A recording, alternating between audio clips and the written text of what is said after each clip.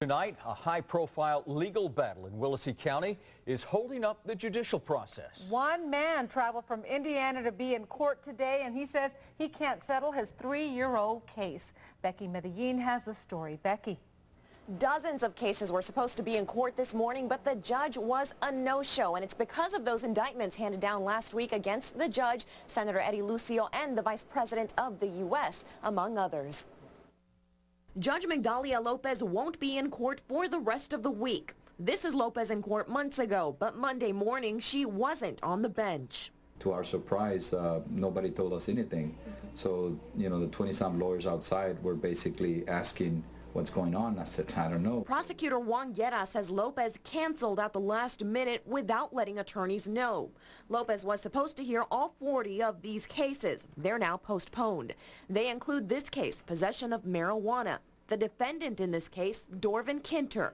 He says he drove all the way from Indiana to be in court for nothing. There was no prior notice or anything. I was just here 2 weeks ago.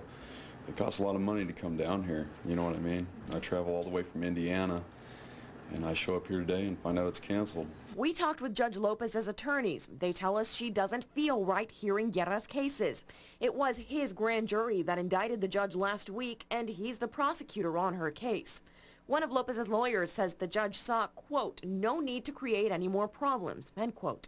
Kinter says she did create a problem for him. He now has to wait until January for his day in court. And Judge Lopez is scheduled to be in court tomorrow morning as well. Her attorneys tell us she won't be there and she won't hear cases for the rest of this week. We're working to find out if a judge will be assigned to replace Lopez. In the sub-control room, Becky Medellin, News Channel 5 at 10.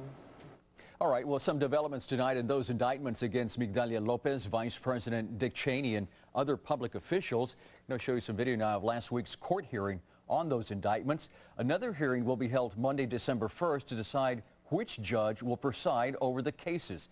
More hearings are expected to follow to decide if Willacy County DA Juan Guerra can prosecute the cases or even if the indictments will stick.